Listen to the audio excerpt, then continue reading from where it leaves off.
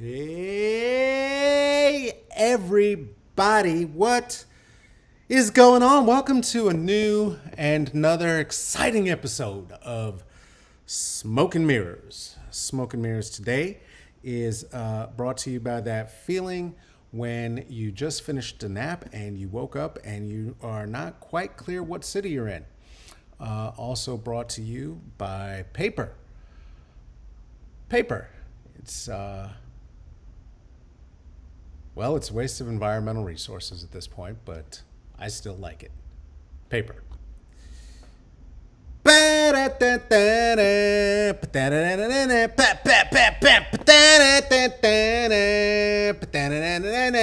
all right. You know the rest of that. That's it.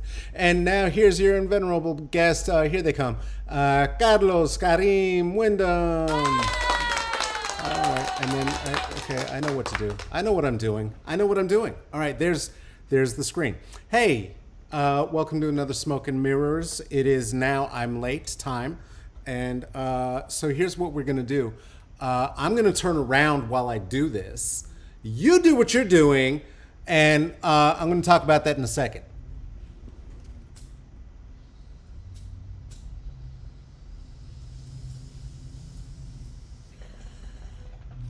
Now, wait, where's our sound? We gotta get a sound. Here we go. Now, here's the thing. If you watch this, you know I'm not shy. You know it's called Smoke and Mirrors. You also know that this whole project began out of a need to find social intercourse being locked down alone in the COVID and did not have a different way to do it. And so this is what happened. And then I was goofing around, hanging out with you the way I used to in college. I used to invite folks to join me under what was called the philosopher's tree. That's why I invite you to join me under there now. It was a tree in the quad, right in the middle of New Orleans Quad, and this is before it were legal. Now, here's the thing: I am now an adult, and so are some of the people with whom that was very adulty. I will be in conversation sometimes, and those adults, many are responsible ones for whom it may not be the best thing for them to be either, one, smoking while we're having the conversation, or two, be seen with somebody who is indulging deeply because they may be aiming for political offices. And some people, aspirationalist, brown, and conservative whites, don't like all of the legal cannabis, marijuana, which only Latinx people can call it. It's racist. You can't call it that. And so I am gonna have a conversation with some such of a in a second, and when I do, wanted to make sure that I was not on the screen doing that because my assholery would be a petty reason for you to pretend you weren't going to vote for this candidate. So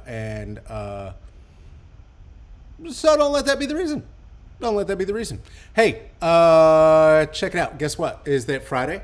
We're going to be here with another guest, and I will probably smoke while they're on the thing. That's going to be DJ Wildchild. My girl Courtney is going to be here, the original Dirty Angel. She is called that for reasons you will find out. We're going to talk about her production company. We're going to talk about being black in the time of COVID. We're going to talk about making art. We're going to talk about self-reinvention into and through middle age and what that means and what that looks like. And of course, we're going to talk big shit about men's because we both have feelings about them. All right. Also Friday, guess what else? Too, is that on the 19th, which is not Friday, June 19th, please join me and some other folks for Black Like Me for our celebration of Juneteenth. And I have copy for this that I promised them I would read, and I seem to have lost it. And then I found it again because it's going to be a Juneteenth celebration with the folks from We Count, Oregon for the Black Like Me Census Celebration, Friday, June 19th, 5:30 to 8:30 p.m. Pacific. This is going to be in commemoration of the abolition of American slavery for Black Americans and our ongoing resilience, our struggle, and unity with Black people from across the diaspora. We will rejoice together for this very special event. We will hear from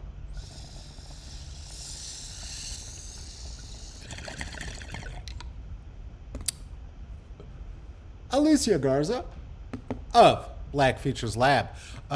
Representative Akasha Lawrence is going to be in the place. Oregon's Black leaders from NAACP, Urban League, SEI, and PALF will be there to celebrate everything that we have endured and everything that we have overcome. We are also going to listen to the sounds of DJ OG1, and I hear that one Mr. Alonzo Chadwick is also going to be there giving us some awe-inspiring sounds alongside Liv Warfield. It also says surprise special guests, and I think I may have just given away who some of the surprise special guests are. So that's on me. All right, listen. Now what I've done is I've got all these damn things all over the place, including the scene that you're looking at right now. So I'm just going to keep it moving like this, and I'll be here. Hey!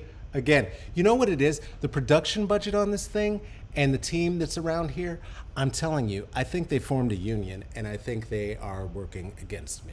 I think I've been yielding my power too much, wielding it around and having them work under COVID, and they're just sick of me. So that's why I was having those issues. I hope that those issues are over. Let's find out. Today, I will be in conversation with a friend of mine, somebody who I've known for quite some time.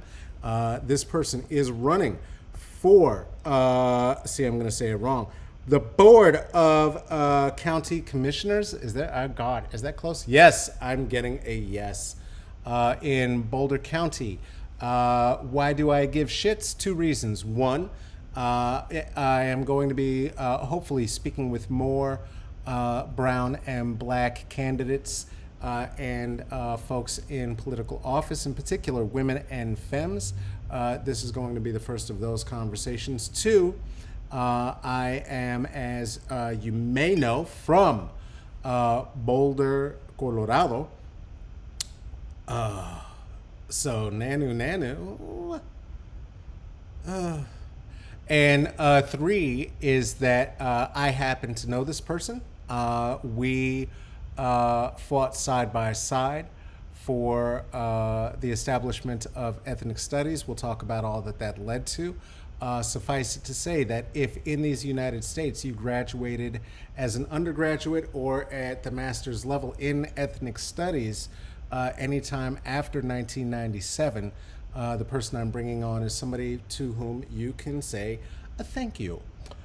With that, I would like to bring my friend Marta Loachamin. Marta, how are you?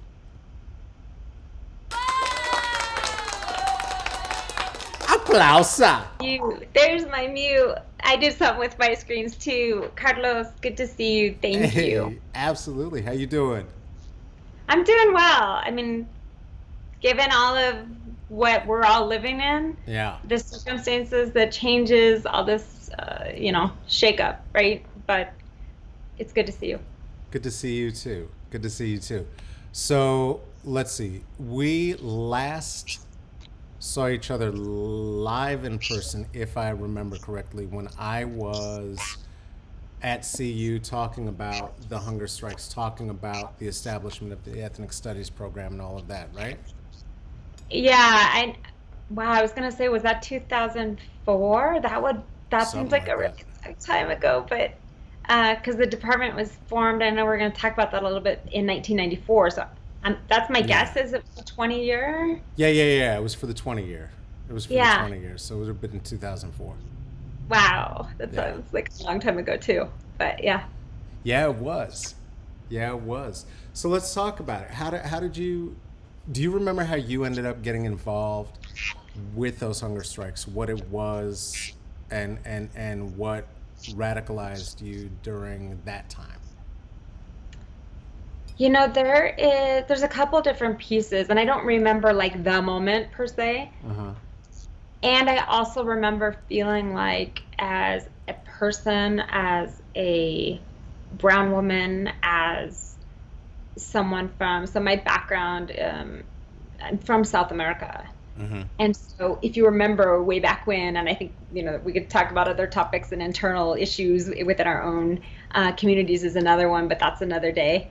And I remember feeling like I couldn't quite fit into these little siloed boxes of Right. what university and academia and student groups. So if you remember, there's a lot of different student groups that we all came together. But that I remember feeling like our stories aren't being told, Mm-hmm. contributions aren't being shared. We're still being silenced, and where is that root issue? Mm-hmm. And that was, and for me, it was like, this feels like somewhere and a place and a way for us all to come together. I mean, there was a piece of that in there for me with the Yeah. formation of the Alliance. Yeah, no, I remember very clearly, right? Because before the cultural center building or whatever it is that the has been built was built. Mm-hmm. All of our student programs were in a little rinky dank ass hall next to the pizza shop, and it stank back there. And as far back in the UMC as they could shove us in a corner, right? Mm-hmm. And BSA and Umasi Mecha were right next to each other. And I Mm-hmm. remember that specifically because I would go back and forth between the two and was one of the only people who could and who was willing to and who was unwilling to identify as like just choose. And I Right. remember being in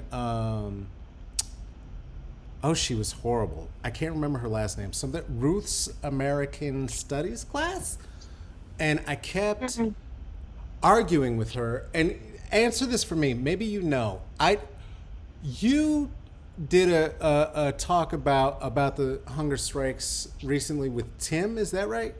Yeah, with Timo Russo.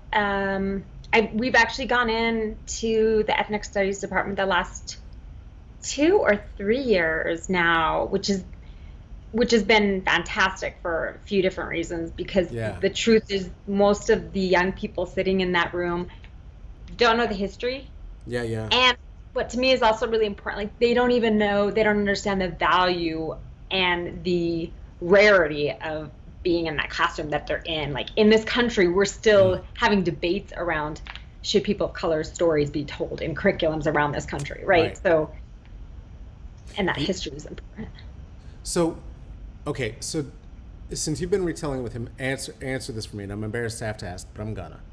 Is That's okay. I Tim might not have all the info, but I'm gonna try. is Tim the white boy who tapped me on the shoulder and was like, "Hey, let's start some serious shit"? Or because I keep remembering somebody named Ryan as well, and I don't know if that's just fallen into the cracks of my addled brain and that's not a real Uh, person, or if it was Tim. That's a good question. I don't know, because when you say Ryan, that rings a bell. I mean, Robert was there, Timo Yeah, was no, I know there. Bethel was there. No, no, yeah. I don't remember, but I do remember I was in her class, and it was a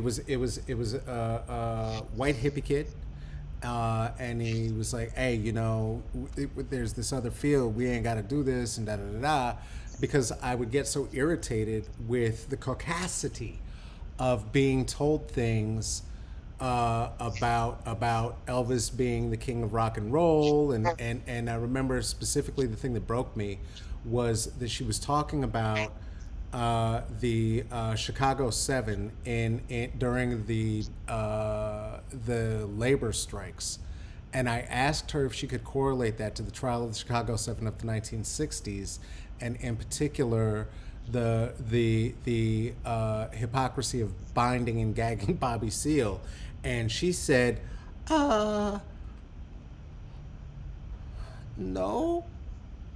And so I would just leave. I would just leave the class, and then I'd sit outside and smoke and read and study. And then when she'd come out and say, yeah, you can't flunk me because I was here, I just couldn't be in there and listen to you. And I remember he tapped me and was like, yo, what if we formed a curriculum or something that was not this? And I remember first trying to tap some of the kids from BSA to get involved. And BSA, I'll say, because I was a member at the time, was a bit of a party organization. Is that fair? Does that feel correct? Yeah. Okay. And CU Boulder at that time was a party school, right? I mean, it was not out of vogue for what was meant to be true for the student body. Right. Just to, lay that out for folks. Right. And I would say that for more of the folks who were involved in Umasi Mecha, there was a political urgency about being in school, about having identity in the school, because there was not an assigned lane as there was for so many of the black kids in terms of, and by so many of the black kids, so few black kids at the school itself, so many were athletes and or musicians, right? And so I think that the social script that was offered was a little bit different. And so reaching across to figure out how can we come together to try to move something forward in a very short time became essential. Do you remember when it was decided that there were going to be hunger strikes? That was and this is what's so fascinating. So Timo and I went through a bunch of material, and literally I found a couple boxes of different notes, like the notes. I don't know if you remember sitting and I don't remember whose house it was. I want to say maybe Rebecca or something, up on the hill, and having those big group meetings with Rebecca and Anna, because we were trying to keep away from the school because we were pretty convinced that maybe we were not given all of the privacy we were due.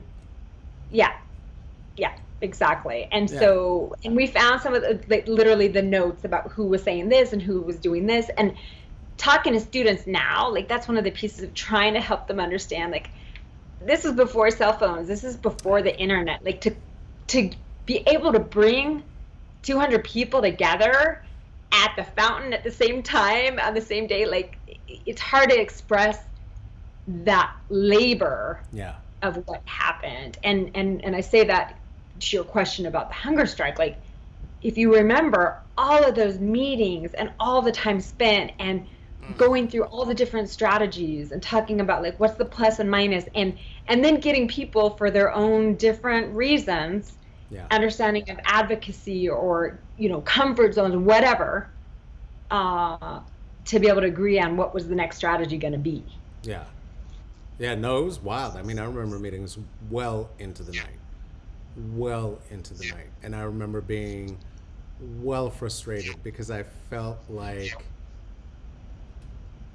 for myself and the other key organizers in the thing, we were pretty clear on what was going to work and what would not be the formula for success. And it really was, though, about negotiating, about working through the process of consensus, about making sure that the list of demands was expanded, right? So that ended up including the tenure for the 5 professors, that ended up including there was another one that was not in the original demands, but I mean, it really was about bringing together a community. Right, and I think that was one of the things that last time Timo and I talked about it, he had some recollections. I was like, oh, wow, yeah, one of those things. And so I think there's so much value in having those conversations, but you're right that the ability to negotiate, and if you think about kind of even at that young age of the white people in the room who were pushed and tugged on and challenged, and still, I really believe in that group, people were able to step back and center voices. So we're back talking about the same things in a lot of ways, right? Yeah. And how important that is about centering voices of the folks most affected. And that was one of the things that Timo talked to me. He's like, oh yeah, don't you remember? Like there was a few professors that were kind of on the sideline guiding us, and without guiding us, saying, hey, you should read that book. Hey, you should look at that research, while we were trying to determine the best and most effective strategies. And there were folks, I think maybe with the Rocky Mountain Justice Peace Center, that were looking at different types of investigations that were happening around the country. Because again, people don't realize, like, we didn't have access to all the news, but there were other student movements happening. Oh yeah. And national, international. So to bring all those pieces together and then be able to, like you said, negotiate it all. Yeah, it took a lot. And I remember very specifically that part of the reason, and because the same thing happened when I was brought back for that talk that we did, was that part of the reason that we did have such, I think, a success in what we did, and the other thing about that 20-year anniversary was that was the time of the establishment of the PhD program, right? So that meant the final of the 5 demands was met, and it took 20 years for that final demand to be met, but it got met. And in looking back at that, recognizing that without that coalition, I mean, for everything that I talk about, these the whites, and in particular at the school, and everything that we had to suffer in terms of being there at that school, as in this moment, because we were called to that moment by, I remember it was Rodney King had happened in '92, right? OJ was a couple of years after that. The backdrop of Clarence Thomas had become the Supreme Court justice. David Duke was in the national news, right? So the backdrop of what we were up against was very much the foreshadow of where we are now. And without white kids who were willing to sacrifice and put their skin in the game too, literally, right? I don't know if anybody would have cared about 30 brown kids and black kids. No, we know that. We know we're gonna starve ourselves, right? Because how many? 2 of ours went to the hospital. Wasn't one your sister, or was it you? Oh, isn't that bad? I don't even remember. I know two. I know 2 people ended up going because it was right at the end. I mean, we'd done eating. It was like months of labor. Yeah, it was blurry. Some of us were still working. Remember, that was spring. Like, we were getting ready for finals. Yeah. It was a mess. But we did it. So tell me okay, so now I don't know about 30 years in between then and now for you that lead to running for office, right? And when we were taking over buildings and what have yous, I don't think that any of us who were involved with that were like, you know what we should do after this? We should get some political offices at the local level. Like that, I don't think that was, how did you get to this point? How did you come here? Because I've seen you running, it feels like forever. And I want to hear about that too. Feels like that for you? Oh, I hear that. Yeah, no, we'll talk about that. So how did you get here? Yeah, I mean, there's a couple pieces. I think so. If you remember, I mean, back in college, I was working in restaurants, which I loved. It was a lot of fun, but it was hard work. I was working 40 hours a week, in the midst of everything that we're talking about, right? And still going to school and doing that commitment. And there, I had an opportunity. Just a classmate, literally, that we started chatting and talking, and was talking about my work schedule, and I was like, yeah, I can't do anything over the weekend because I have a 12-hour shift, etc. And at some point she said, I want you to go in and talk to my boss because we're looking for somebody. And I was like, oh yeah, where do you work? What are you doing? She worked in a bank downtown Boulder. That bank's not there anymore, but and I was like, huh. Okay, so, just go, check it out. I think you'd really like it, etc. And I tell this story to people because that interview and that conversation, and when I talked with that particular woman in the management of that bank, and she just looked at me and she's like, I don't understand. She's literally just like looking at me like, I don't get it. And it's like, just, when you're in an interview, like, okay, talk to me. And she said, you're a full-time student. And I said, yeah. And she's like, and you work full-time at the restaurant? And I said, yeah. So I'm like, this is what happens, right? And she's like, you know what? I want you to come work for me. I know you're going to work hard. And that, for me, it truly changed the trajectory of my life. Yeah. Because you're right. That was not on my radar. I never thought I would be in finance and banking, et cetera, et cetera. And the piece for me became, what's my purpose? Why am I here? What's happening? And the shift for me that still is like super present every day for me in this career that I chose was in that same bank. And I had a banker. I was just on the teller line, like entry level, front line. And this woman called me over and she said to me, I need you to translate for me. And I was like, okay. I'm like, this is my first professional experience. I don't know what you're about to ask me to do. And she dials up the phone. This is way back when you're dialing up the phone. And she hands me the phone and she says, tell him his loan's denied.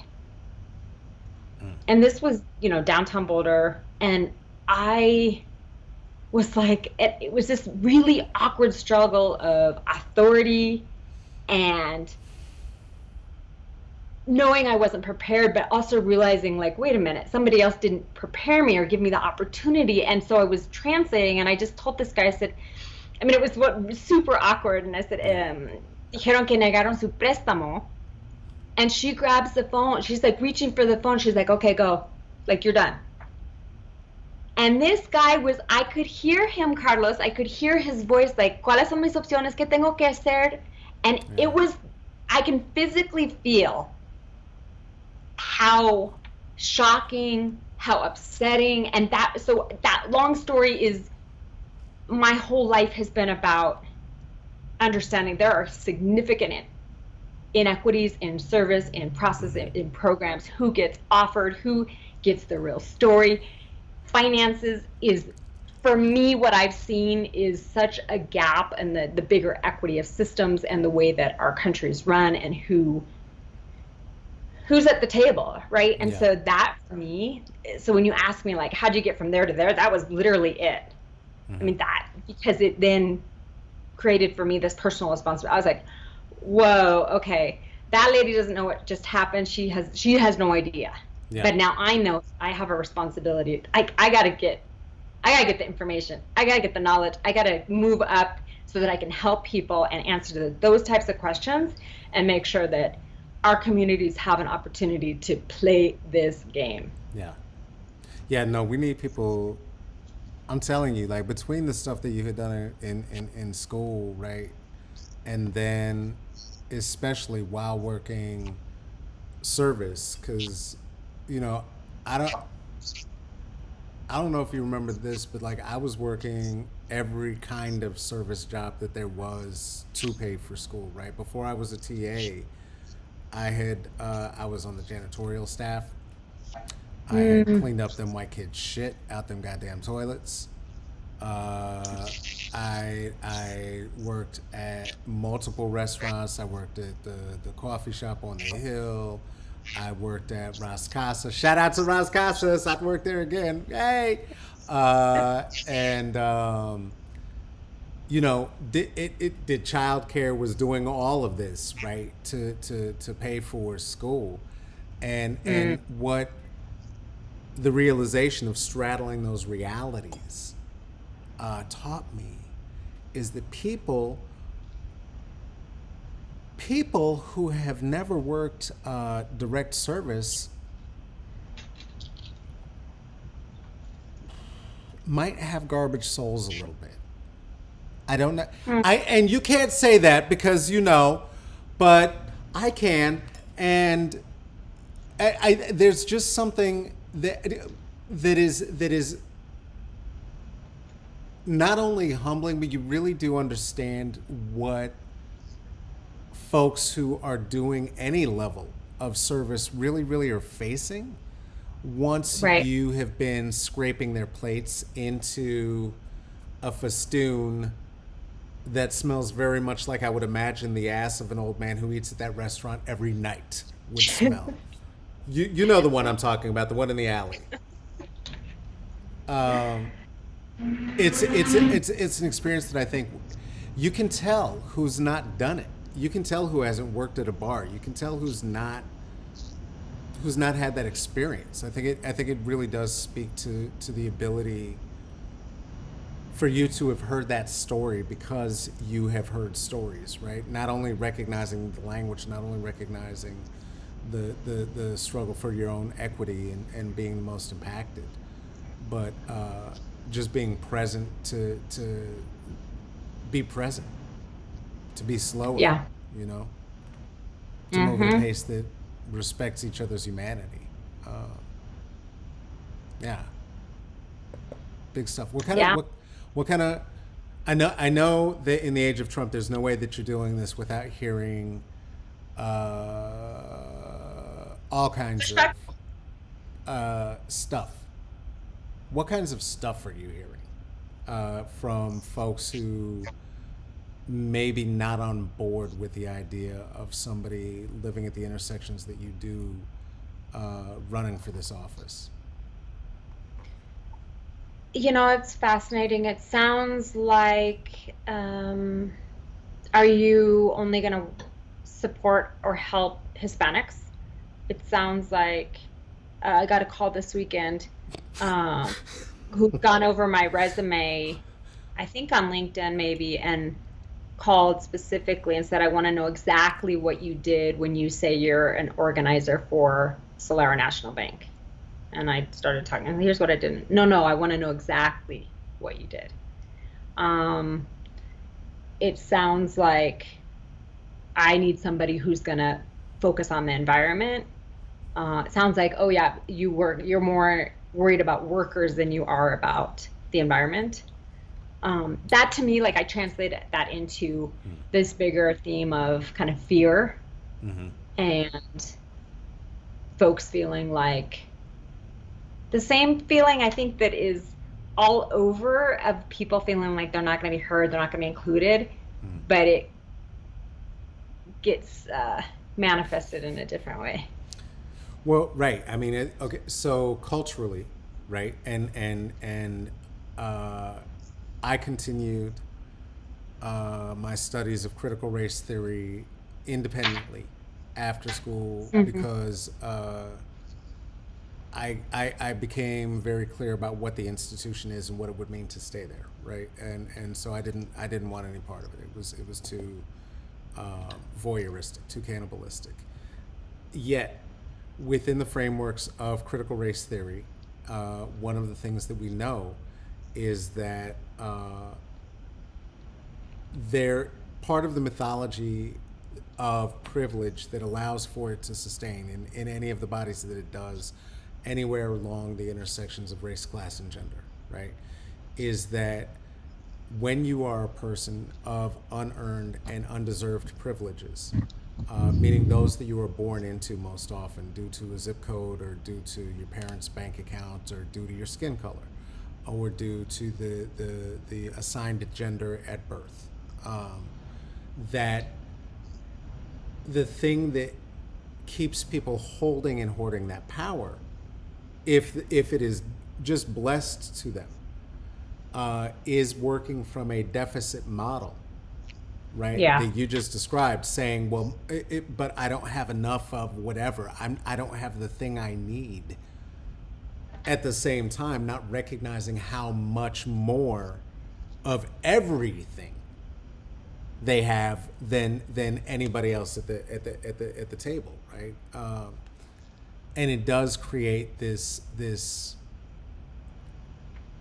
questioning that ends up happening of anybody who'd be challenging it. But what is it like? How? Okay. So I'm gonna ask you some real shit.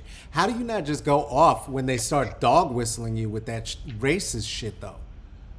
You know what I'm saying? Like this, like you're only going to work for workers. So first of all, you're suggesting that every worker in Colorado is Latinx.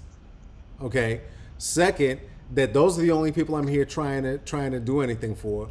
And third, you need somebody for the environment, somebody who's not Latino, Latinx. Like what are you talking about? Like indigenous people had this. We got this. How do you not just go off on these people? I know you can't, but how do you maintain yourself? What do you actually do to not just rah every time they start getting at you that way?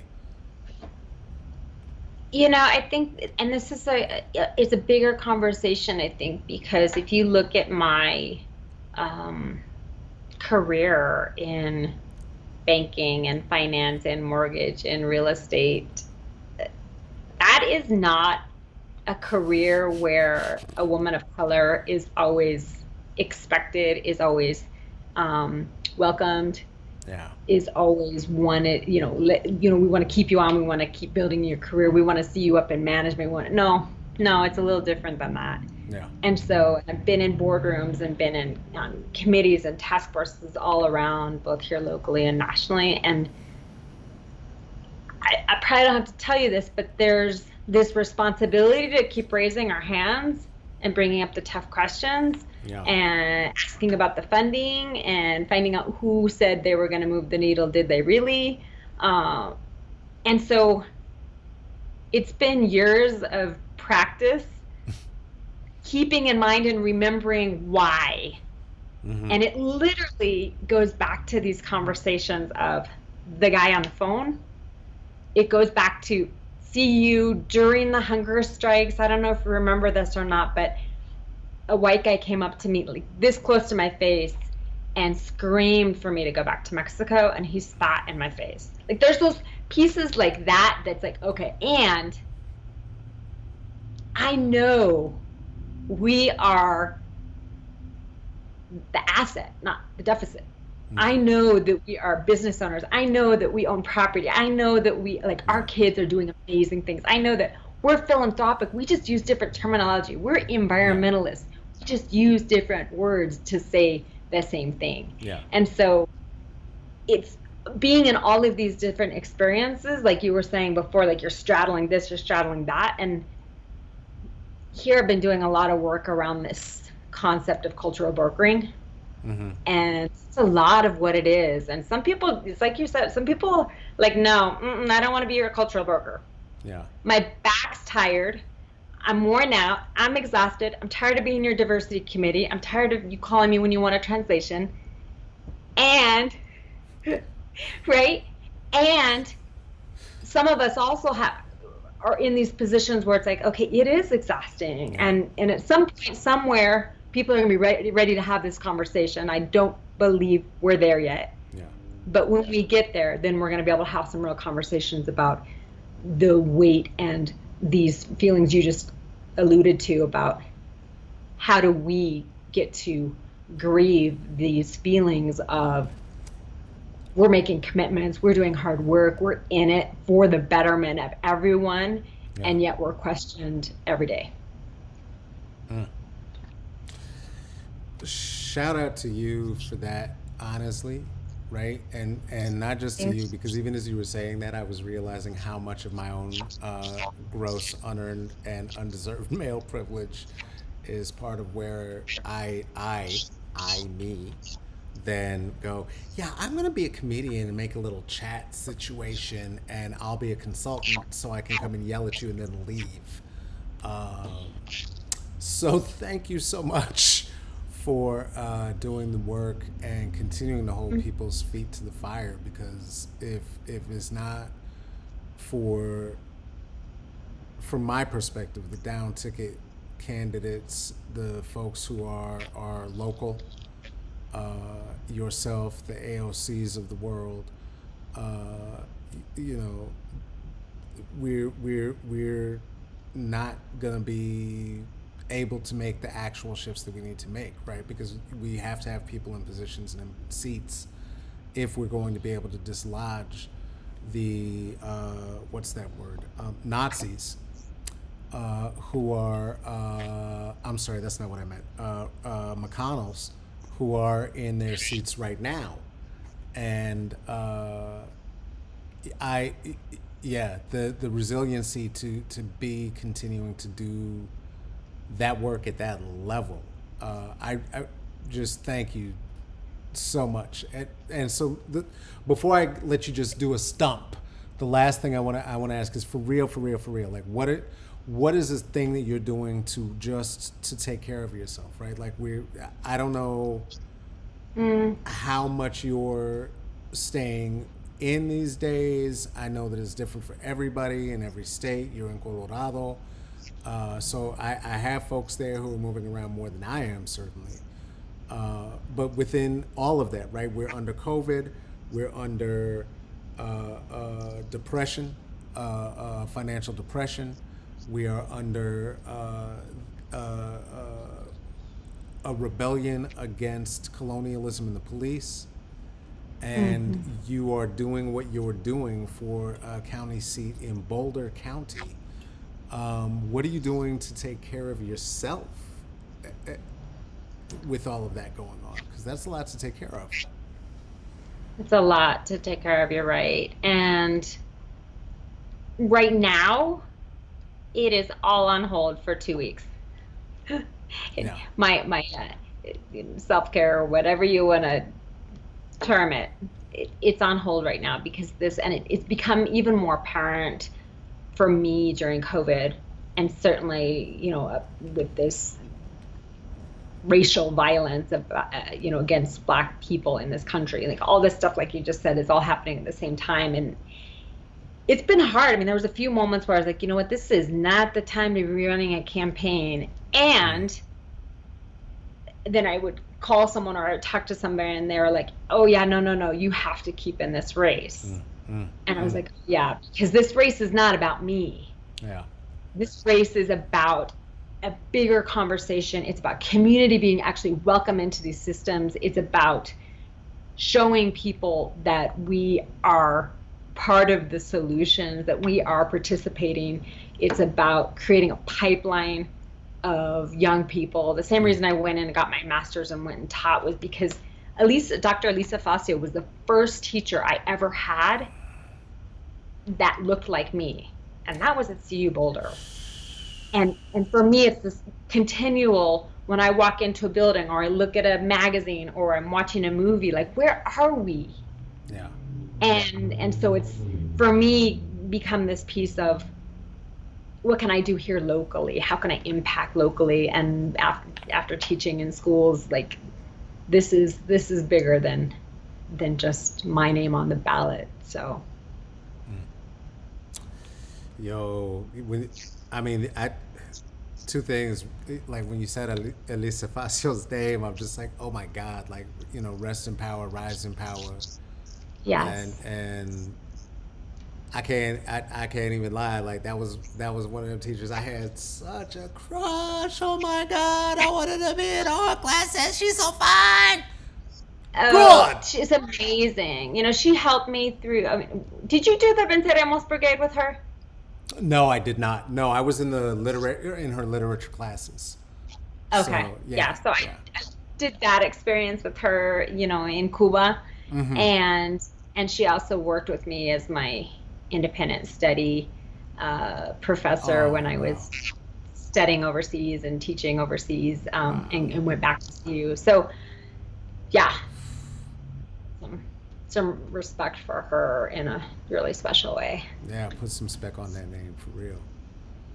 Well, great. Listen, this has been great. I know that you are working because the look behind and how the sausage is made that I'll let everybody know is that you were there doing the work while I was making little jokey jokes until I said your name, and then you looked up. So I'm sure that you've got more of that to do. I'm not going to keep you too much longer. And what else do these folks need to know? So many of them are voters, many of them are not. What do folks need to know? Yeah, you talked about it a little bit about Boulder County. We didn't talk about demographics and those types of pieces, but I'll give you a couple really basic facts. In Boulder County, we have 3 county commissioners. 2 of our county commissioners are term limited this year, so it's a big race locally. In Colorado, on our state and local ballot, we only have 3 primaries. Everybody else is unopposed. Like, there's a whole nother conversation about that tight circle of power. Yeah. And the district that I live in, the city I live in Longmont, 30% of my community looks like me, walks like me, is perceived like me. And we have never had a person of color represent our district, and we've never had a person of color in the county commissioner office in Boulder County. Now, when you say never, you're saying never in the history of ever? Never. Okay. And Boulder, I mean, you know a little bit about the area, but when I think about that, and I've been involved in all this different community work, and there's a gap in the way that leadership happens to involve community. And it's this other conversation of racial equity work. Racial equity work will not happen with a group of white people with well-intentions that are reading books, that go to an annual seminar. It's the same thing in a school. It can be the same thing in a corporation. Yeah. It doesn't matter what business name you put on it. Racial equity as a subcommittee or a sidebar conversation or whatever, it's not going to transform systems to include more people to be part of the process. And the process starts at the beginning. It should not be at the end. So that's a little bit just to kind of give you an idea of what's happening here and give folks who are interested. So that's what it is. And we're 2 weeks out, literally 2 weeks from today. All right. So it's a huge primary here for us. And like you said, like local elections, a lot of people don't pay attention to it. Like the further down you go on the ballot, we just don't. We're trained that way. Yeah. And that's another piece of how do we shift that for voters and participation and those pieces. But that's another talk. Well, yeah, no, I mean, but the reason that we are trained that way, that's another part of the voter suppression, right? Like, let's just be real. The idea that, like, it doesn't matter, that's the throwaway position, who cares who the dog catcher is, who cares who the commissioner is, whatever. But then those are the people who get siphoned up into positions, right, at the Senate, at the state Senate, that end up being into the overall Senate. So it matters very deeply. I think that we lose sight of it because it's been so long since we've seen anyone who really had the chops because they've been given the opportunity to go through the formal process. And so often we've had to have done twice as much, right, 3 times as much outside of the system, and then sneak in the cracks, right? Or somebody picks us.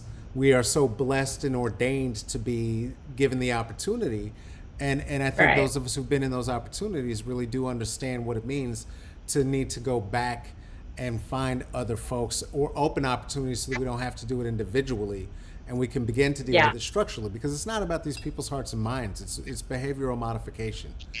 And if we can't get our hands on the systems, we're not going to be able to change them. Yeah, that's perfect. That's it right there. I appreciate you. I appreciate you. Thank you. Yeah. I'm so glad to see you. It's so good to see you. It is so good to see you. I was watching the thing you did yesterday, and I shared it with viewers. It was in the thread with the community here, and Very. it is wild watching you make the exact same think and thoughtful expression that I remember from college. It was like, "Yup, that's the thinky face." That Well, and for your viewers, if people didn't watch that video yet, there's a section in there where Dr. Stephanie Rose Spalding talks about this allyship versus accomplice. Yeah. If you haven't seen it, yeah, check it out, because there's a lot of talk around being an ally, but what she talks about in there is worth watching for sure. It was a great conversation. We need accomplices. More John Browns. More John Browns, please. Yeah. All right. Good. Well, thank you so much, my friend. Best of luck. 2 weeks. Let's get people out there, get them voting. All right. Thank you. I'm going to let you go. I pressed this button, I believe. That was it. I did that right. Hey, give it up for Marta. That was great. That was great. And when I said that she had to go, I wasn't kidding. She literally just hung up the phone. Usually we chat a little after I do one of those, after we're done. No, there's a world to change, honey. She ain't got no time for this bullshit. She was like, that was cute. All right, I hope I got some votes. Bye. And I hope she did too. I hope that whether you vote for her, whether you vote for a different candidate, whoever you vote for, wherever you have a primary coming, please do participate. I know. Listen, let me tell you a secret that I didn't say while she was here, okay? I'm a bit of an anarchist and a lot of a communist. And that's the other reasons I couldn't run, because I can't with their system, okay?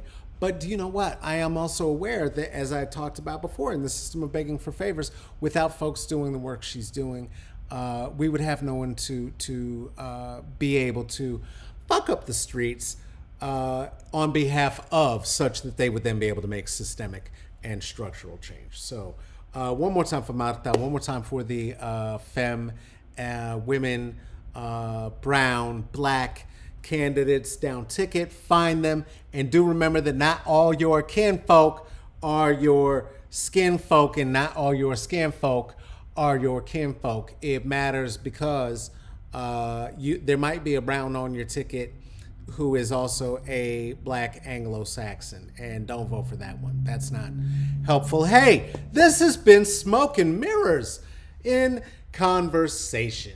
You can if you like this, you can tell me that in the Patreon by becoming a patron at Patreon. Smoke and Mirrors CCB. There's levels there, and there's treats. You can get a card, a trading card with my face on it that looks exactly like that picture right there, and you also get extra special previews of shows.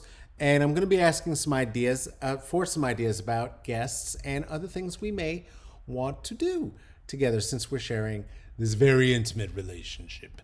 Hey, guess what? Smoke and Mirrors is brought to you by the work that we put into it. And you are part of that community, and it is appreciated. The community is expanded and extended. You can find me on Instagram.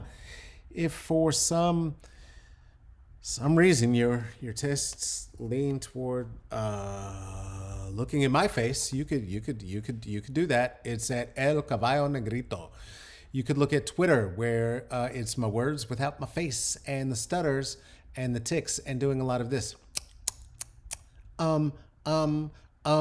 That's at Twitter. See, I just did it again. At Caballo Negrito. Listen, this month I am asking for folks for Pride to please get down and maybe throw a doubloon over to the good people of the Okra Project in Brooklyn. You can find out more about them all over the inner tubes at Okra, Okara Project.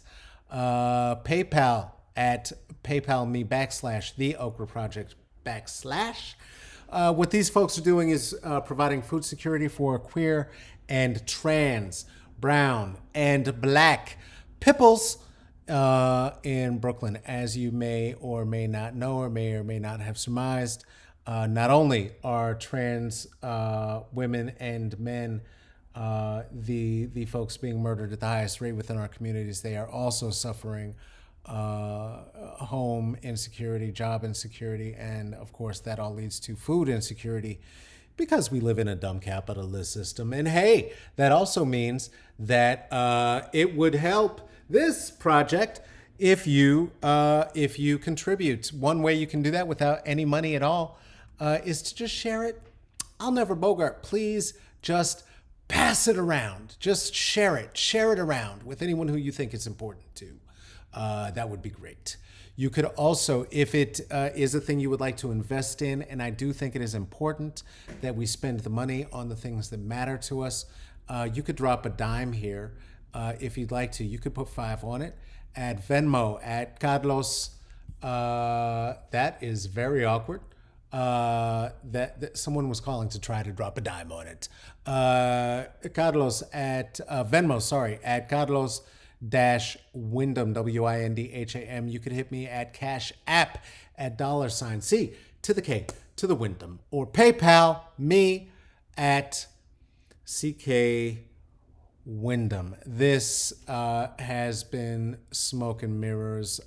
Very special shout out one more time to my guest Marta Loachamin. If you're in Colorado, please make sure that you participate, that you vote in the primary. Make your voice heard. If you are not voting, I can only assume because it's because you're in the streets. And if you are in the streets, thank you. We need you there too. We do not get mad at a turtle because a turtle is not a hawk. Thank you for spending some time. Take care of yourself. Take care of each other. Wash your hands. I love you. Okay, bye.